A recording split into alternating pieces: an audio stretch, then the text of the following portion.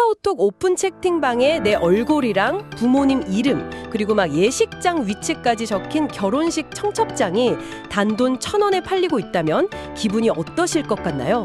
와, 상상만 해도 진짜 불쾌하죠. 그쵸. 누군가 내 결혼을 축하해주기는커녕 세금을 떼먹기 위한 가짜 영수증으로 돌려 쓰고 있다면 말이죠. 네, 사실 정보화 시대의 맹점을 파고든 뭐랄까 일종의 사이버 암시장이라고 볼 수 있거든요. 현실은 우리가 상상하는 것보다 훨씬 더 조직적이고 대담합니다. 오늘 우리의 심층 탐구가 바로 이 지점에서 출발합니다. 이번 시간에는 저희가 자료를 진짜 많이 모았어요. 네, 엄청 두툼하더라고요. 언론 보도부터 세무법인 블로그, 국세청 AI 적발 시스템 분석 자료, 한국인터넷진흥원, 그러니까 키사의 스미싱 예방 자료, 그리고 최근 법원의 개인정보보호법 판결문까지 싹 다 모아봤습니다. 정말 다각도로 분석해 볼 수 있는 자료들이네요. 네네. 전혀 모르는 남의 결혼식 청첩장을 1,000원에, 장례식 부고장을 500원에 사는 사람들의 기막힌 불법 거래 실태를 파헤쳐 볼 거고요. 그리고 이들의 꼬리를 밟는 국세청 AI의 숨막히는 추격전도 다뤄보겠습니다. 이 현상이 단순히 몇몇 사람의 도덕적 일탈로 끝날 문제가 아니라는 게 핵심이거든요. 어떻게든 세금을 덜 내버려는 인간의 얄팍한 꼼수랑 수천만 건의 데이터를 학습해서 이걸 잡아내려는 국세청 첨단 머신러닝의 치열한 수싸움 현장인 거죠. 맞아요. 이 이야기는 그냥 남의 집 탈세 스토리가 아닙니다. 여러분이 정성스럽게 만든 모바일 청첩장이 어떻게 범죄에 악용될 수 있는지 알게 되실 거고요. 네, 그리고 디지털 시대에 우리의 소비나 금융 패턴이 어떤 원리로 감시되고 있는지도 깨닫게 되실 겁니다. 진짜 흥미진진하고 약간 옥삭한 시간이 될 것 같아요. 자, 본격적으로 파헤쳐보죠.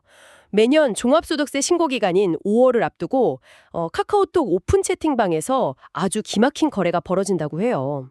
5월이 세무업계나 사업자분들한테는 아주 중요한 달이잖아요. 그러니까요. 제가 연합뉴스 기사 자료를 보면서 제 눈을 의심했는데 무려 1,400명이 모여있는 경조사 정보공유방이 있대요. 이름만 들으면 되게 따뜻해 보이는데 막 카객 알바 구하거나 품앗이 하는 방이라고 생각하시면 완전 오산입니다. 아, 그런 게 아니군요. 네, 오직 탈세를 목적으로 모인 사람들이니까요. 세상에. 사업자 등록을 한 사람들이 비용 처리할 때 쓸 그 증빙 자료를 구하려고 모인 곳이라는 거죠. 맞습니다. 신랑 신부 웨딩 사진이 고스란히 박힌 청첩장 캡처본이 1,000원이고 상주 휴대폰 번호나 계좌번호까지 적힌 부고장은 500원에 팔린다고 하더라고요. 거기다 더 기가 막힌 건 2025년 경조사 정리? 뭐 이런 제목의 압축 파일이 통째로 공유되기도 한데요. 헉, 압축 파일이요? 네, 그 안에 남의 청첩장이랑 부고장이 막 300건 넘게 들어있는 거죠. 대량으로 구매하면 600원, 800원으로 깎아주기도 하고요. 한 번에 400장씩 사가는 사람도 흔하다고 합니다. 아니, 도대체 왜 이런 수고를 해가면서 남의 청첩장을 사는 걸까요? 1,000원씩 줘가면서요. 그 해답은 우리 세법의 아주 독특한 예외 조항에 숨어 있어요. 회사를 운영하시거나 개인 사업하시는 분들은 거래처나 고객 관리하려고 쓰는 기업 업무 추진비라는 걸 아실 겁니다. 아, 과거에는 접대비라고 불렀던 그거죠. 네, 맞아요. 세법에서는 이 경조사비 지출에 대해서 좀 특별한 관용을 베풀고 있거든요. 잠깐만요. 제가 세무법인 해움 자료를 봤을 때는 건당 3만 원 이상의 지출은 무조건 신용카드 영수증이나 세금 계산서 같은 엄격한 적격 증빙이 있어야 한다고 명시되어 있던데요. 왜 경조사비면 예외인 거죠? 이게 지극히 현실적인 이유 때문입니다. 장례식장에서 상주한테 부예금 봉투 건네면서 저기요, 죄송한데 회사에 제출해야 하니까 현금 영수증 좀 끊어주시겠어요? 이럴 순 없잖아요. 와, 상상만 해도 뺨 맞을 것 같은 상황이네요. 우리 사회 예절상 절대 불가능하죠. 그쵸. 국세청도 그런 문화를 다 이해하는 겁니다. 그래서 추계금이나 부예금 같은 경조사비에 한해서는 건당 20만 원 이하일 경우에 적격 증빙 없이 청첩장이나 부고장 캡처본만으로도 비용 처리를 허용해주고 있어요. 모바일 초대장 화면만 있어도 되고요. 아, 그래서 이 사람들이 오픈 채팅방에서 단돈 1,000원을 내고 세무서에 제출할 가짜 알리바이를 사고 있는 거군요. 정확합니다. 1,000원짜리 이미지 사서 20만 원어치 경비 처리를 해버리니까 장부상으로는 19만 9천 원을 버는 마법을 부리는 거네요. 이거 세금 시스템에 완전 엄청난 구멍 아닌가요? 겉보기에는 완벽한 꼼수 같죠? 근데 아주 치명적인 대전제를 무시하고 있는 거예요. 세무상 비용 처리의 가장 핵심적인 요건이 바로 사업 관련성이거든요. 사업 관련성이요? 네, 비용으로 인정받으려면 내 사업을 위해서 내 실제 거래처나 고객한테 지출한 경조사비여야만 해요. 본인 사업이랑 아무 관련도 없는 남의 청첩장을 돈 주고 사서 올리는 건 단순한 편법이 아닙니다. 그럼 명백한 불법이겠네요. 맞아요. 과세 표준을 고의로 줄이는 조세포탈, 즉 엄연한 범죄 행위입니다. 근데 여기서 탈세자들이 엉충 흔하고 치명적인 착각을 하잖아요. 오픈 채팅방은 익명이고 자기는 가명을 쓰니까 국세청이 자기가 누군지 절대 모를 거라고 굳게 믿더라고요. 네, 진짜 바보 같은 생각이죠. 실제로 연합뉴스 취재에 답한 국세청 관계자도 채팅방 자체를 모니터링해서 실명을 특정하는 건 현실적으로 불가능하다고 하긴 했어요. 당연하죠. 익명 채팅방의 가명만 보고 그 사람이 어느 회사 사장님인지 알아낼 방법은 없습니다. 하지만 여기서부터 상황이 완전히 뒤집힙니다. 오, 국세청에 다른 무기가 있나요? 네, 국세청의 진짜 무기는 채팅방을 염탐하는 게 아니거든요. 탈세자들은 막 국세청 직원이 수십만 장의 청첩장 사진을 일일이 돋보기로 들여다보면서 가짜인지 진짜인지 가릴 거라고 착각해요. 물리적으로 불가능하잖아요. 그쵸? 그래서 국세청 AI가 출동하는 겁니다. 이 AI는 사진을 보는 게 아니라 그 이면의 거대한 데이터 패턴을 분석합니다. 와, 이 부분이 오늘 진짜 핵심 하이라이트네요. 클로버 블로그 전문 자료에 국세청 AI랑 빅데이터 시스템이 어떻게 작동하는지 상세히 나와 있던데요. 네, 맞아요. 만약에 제가 웨딩 플래너나 장례 지도사라서 직업 특성상 원래 거래처 경조사 참석이 압도적으로 많으면 어떡하죠? 그냥 횟수나 금액이 많다고 억울하게 AI한테 탈세범으로 찍히는 거 아니에요? 아주 훌륭한 질문입니다. 바로 그 점 때문에 AI가 단순한 계산기가 아니라 머신러닝 시스템인 거예요. 절대적인 금액만 보는 게 아니거든요. 그럼 뭘 보나요? 제일 먼저 하는 게 동종업계 평균 대비 과도한 경비율을 찾아내는 겁니다. 아, 평균이랑 비교를 하는군요. 네, 방금 말씀하신 웨딩 플래너 업계라면 전체 웨딩 플래너들의 평균적인 경조사비 지출 데이터를 바탕으로 정상적인 기준선을 먼저 만들어요. 네네, 이해돼요. 근데 매출은 비슷한 일반 식당이나 철물점인데 유독 이 식당만 접대비 비율이 웨딩 플래너 수준으로 비정상적으로 높게 치솟아 있다. 그럼 AI가 즉각 붉은 깃발을 들어 올리는 거죠. 아, 단순히 많이 썼다고 잡는 게 아니라 식당 매출이나 업종 특성을 고려했을 때 이 정도 거래처 경조사는 물리적으로 불가능하다. 이런 맥락을 파악한다는 거네요. 정확합니다. 신용카드 회사 부정 사용 방지 시스템이랑 비슷한 원리예요. 한국에서 커피 사 먹던 사람 카드가 1시간 뒤에 파리에서 명품 가방 결제하면 자동으로 차단되잖아요. 네, 물리적으로 불가능하니까요. 국세청 AI도 딱 그런 비정상적인 맥락을 잡아내는 겁니다. 그 비정상적인 맥락 중에 제가 보면서 무릎을 찼던 게 지출의 리듬을 본다는 거였어요. 아, 연말에 몰아넣는 거 말씀이시죠? 네네. 자료 보니까 12월에 비용 몰아넣는 걸 기가 막히게 잡아낸다고 하더라고요. 기업의 정상적인 지출에는 자연스러운 흐름이 있어야 하잖아요. 1월부터 11월까지는 한 달에 한두 건 있을까 말까 조용하다가 세금 신고 앞두 12월에 갑자기 접대비가 수십 배로 폭증하면 이상하죠. 심지어 12월 한 달 동안 거래처 지인 400명이 동시에 결혼을 하고 장례를 치렀다고 장부에 올라오면요? 그러니까요. 사람 눈으로 수백만 개 장부를 다 검토하면 피곤해서 놓칠 수도 있겠지만 알고리즘한테 이런 쏠림 현상은 너무나 선명한 타깃이 되는 거죠. 1,000원짜리 400장 사서 12월에 몰아넣는 순간 스스로 나 가짜 경비 만들고 있습니다 하고 AI한테 광고하는 꼴이네요. 맞습니다. 이거 말고도 AI가 잡아내는 패턴들이 더 있어요. 또 어떤 게 있나요? 여러 공공 데이터를 요약해서 모순을 찾아내는데요. 예를 들어서 실제 근무 기록이나 4대 보험 가입 내역이 전혀 없는 가족 통장으로 매달 수백만 원씩 인건비를 지급한 흔적을 찾아내거나요. 헉! 가족 이름으로 돈을 빼돌리는 거네요. 네. 그리고 이미 세금을 체납하고 휴폐업 상태인 이른바 폭탄업체가 발행한 가짜 세금 계산서를 받은 내역도 교차 대조해서 다 걸러냅니다. 와, 카드 내역이랑 장부 불일치 잡아내는 것도 신기하더라고요. 막 백화점 명품관에서 개인 카드로 수백만 원짜리 가방 긁어놓고 장부에는 거래처 선물했다고 업무 추진비로 둔갑시키는 꼼수요. 그런 것도 아주 쉽게 잡아냅니다. 근데 탈세자들도 바보가 아니잖아요. AI가 이런 걸 잡는다는 걸 알면 400장을 한 번에 안 올리고 10장씩 1년 내내 쪼개서 올리거나 소액으로 아주 교묘하게 분산시키면 속일 수 있지 않을까요? 그게 바로 군집 분석, 즉 클러스터링이라는 AI의 진짜 무서운 기술입니다. 군집 분석이요? 네. 과거에는 단일 건수가 이상한지만 체크했다면 지금은 낱장의 영수증을 보는 게 아니에요. 수많은 데이터 점들을 우주 공간에 별자리처럼 착 펼쳐놓고 보는 거죠. 오, 스케일이 다르네요. 날짜, 금액, 거래처, 업종 평균 등 여러 변수를 동시에 고려해서 정상적인 기업들의 군집을 만들고 이 무리에서 조금이라도 동떨어진 이질적인 군집을 찾아냅니다. 아, 쪼개서 올려도 결국 묶어서 본다는 거군요. 맞아요. 10장씩 교묘하게 쪼개더라도 연간 총액이나 빈도수, 업종 평균과의 괴리 같은 걸 다차원적으로 분석하면 그 쪼개기 자체가 하나의 이상 패턴으로 묶여서 적발되는 겁니다. 잔챙이 꼼수들이 모여서 거대한 변칙 패턴을 만드는 거죠. 와, 데이터 별자리에서 혼자 엇박자 내는 별을 찾아낸다니 진짜 도망갈 곳이 없겠네요.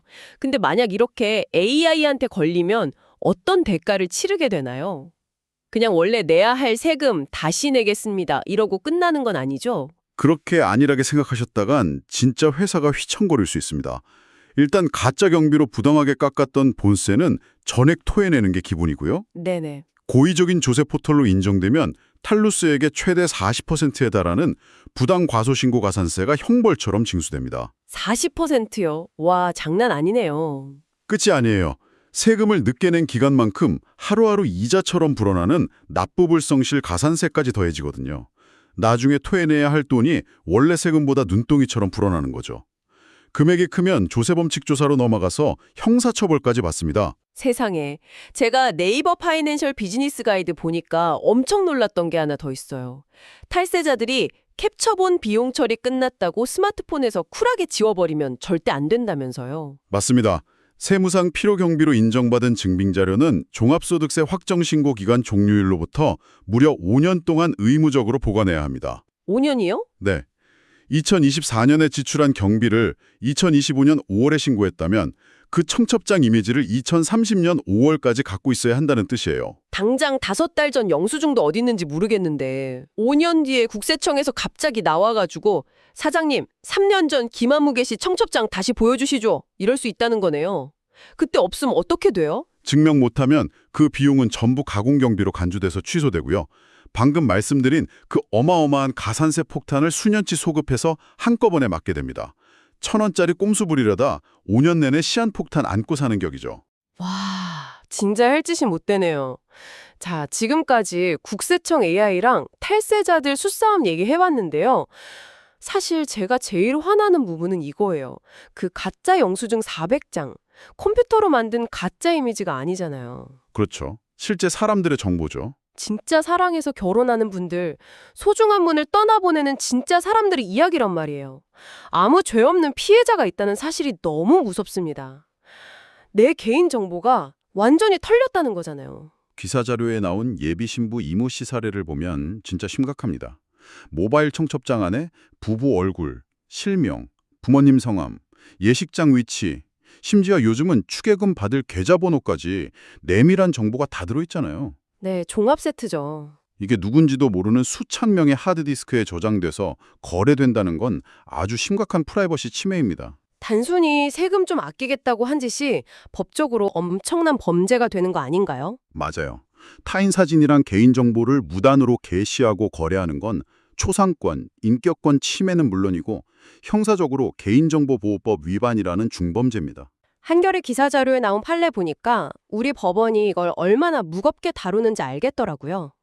직장 내 초과 근무 수당 부정수급 비리를 고발한 내부 고발자가 있었대요. 아, 그 사건요? 네. 이분이 경찰 공식 고발장 양식에 피고발인 주민번호를 적어냈는데 법원이 이 공익 목적 고발자한테 벌금 100만 원 유죄 판결을 내렸잖아요. 이 판례가 시사하는 바가 큽니다.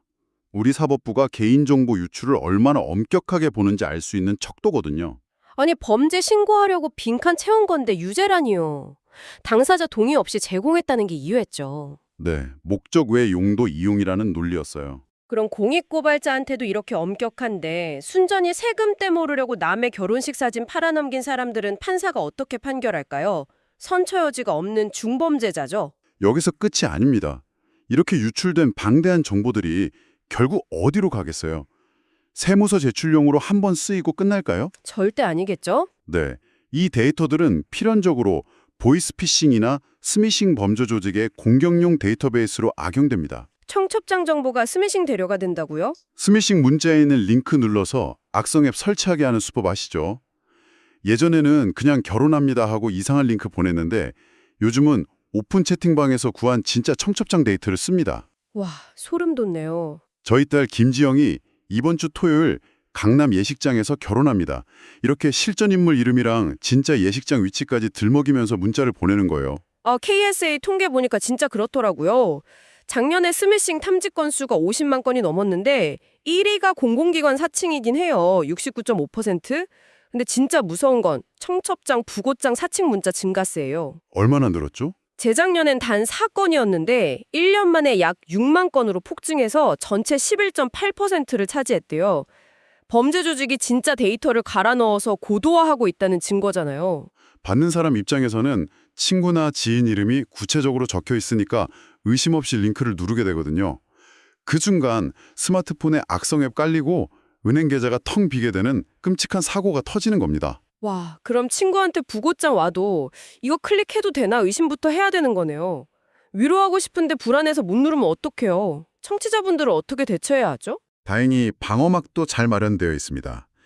KSA에서 일반 국민 누구나 스미싱 걸러낼 수 있게 카카오톡 보호나라 채널을 운용하고 있거든요. 보호나라요? 어떻게 쓰는 건가요? 카카오톡 검색창에서 보호나라 검색해서 채널 추가하시고요. 채팅창 하단에 스미싱 메뉴가 있어요. 지인한테 온 의심스러운 URL을 복사해서 그 채팅창에 붙여넣기만 하시면 됩니다. 그냥 복사 붙여넣기만요?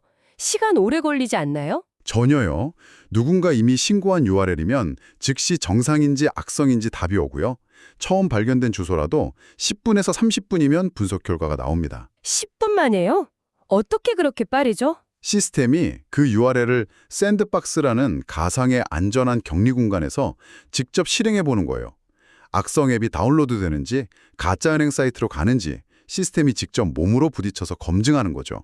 무료 서비스니까 꼭 활용하시기 바랍니다. 청취자 여러분, 카카오톡 보호나라 채널 꼭 기억해 두셨다가 복사해서 붙여 넣어 보세요. 10분 기다리는 게 전 재산을 지켜줄 수 있습니다. 자, 이제 오늘 심층탐구 정리해 볼 시간인데요. 남의 청첩장 1,000원에 사서 세금 깎으려던 꼼수가 어떤 나비 효과를 불러오는지 똑똑히 보셨을 겁니다. 네, 단돈 1,000원 탐하다가 국세청 AI한테 걸려서 가산세 폭탄 맞고요. 누군가의 소중한 순간을 더럽히고 스미싱 범죄 확산시키는 공범이 된다는 걸 절대 잊으시면 안 됩니다. 다가오는 종합소득세 신고 기간에 주위에 혹시나도 흔들리는 분 있으면 오늘 저희에게 꼭 전해주세요. 1,000원 아끼려다 5년치 장부 털리고 전과자 된다고요. 그리고 여러분의 소중한 청첩장도 모르는 사람이 함부로 못 쓰게 워터마크 넣거나 비밀번호 설정하시면 좋겠습니다. 네, 내 종모는 내가 지켜야 하니까요. 자, 오늘 이 오싹한 자료들을 뒤로하고 마지막으로 도발적인 생각거리 하나 던져볼까 합니다. 우리 지출 리듬까지 AI가 완벽하게 꿰뚫어보는 감시의 시대가 됐잖아요. 과연 미래에는 돈을 몰래 숨긴다는 개념 자체가 완전히 멸종해버릴까요? 글쎄요, 인간의 탐욕도 만만치 않으니까요. 그러니까요. 탈세자들이 AI 눈을 속이려고 아예 세상에 없는 가짜 사람의 가짜 결혼식 이미지, 가짜 계좌 이체 내역까지 알아서 만들어내는 탈세용 딥페이크 AI를 발명하게 될지도 모릅니다. 모든 걸 꿰뚫는 감시망과 모든 걸 조작하는 딥페이크의 전쟁, 과연 승자는 누가 될까요? 오늘 심층탐구는 여기서 마치겠습니다. 지금까지 함께해 주신 청취자님 감사합니다.